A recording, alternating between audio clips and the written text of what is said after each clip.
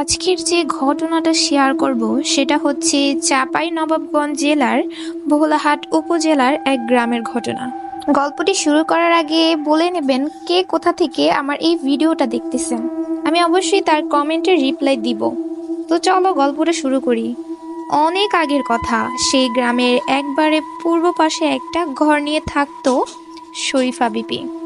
স্বামী পরিত্যা মেয়ে মানুষ, সারাদিন মানুষের বাড়িতে ফুড ফরমাস খেটে যেই টাকা পেত তা দিয়েই দিন কেটে যেত তার।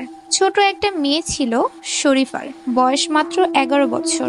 সেই মেয়েকে নিয়েই গ্রামের একদম শেষ মাথায় ঘরটিতে থাকতো সে। যাই হোক, ঠিক তাদের বাড়িটার পাশেই একটা বিরাট আকারের বেল গাছ ছিল। সেই বেল গাছ নিয়েই গ্রামের নানান কথা প্রচলিত ছিল। মাঝে মাঝে নাকি সেই গাছের নিচে একটা লোককে বসে থাকতে দেখা যেত। লোকটিকে যখনই দেখা যেত তখনই নাকি দূরে কোথাও কুকুরের কাদার আওয়াজ পাওয়া যেত।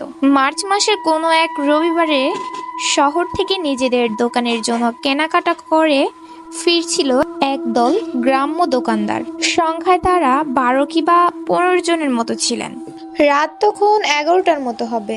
শরীফাদের বাসার কাছে আসতেই তারা দেখতে পেলেন সেই গাছের নিচে লোকটি বসে আছে এবং লোকটিকে ঘিরে আছে একদল মানুষ আকৃতি ছায়ামূর্তি।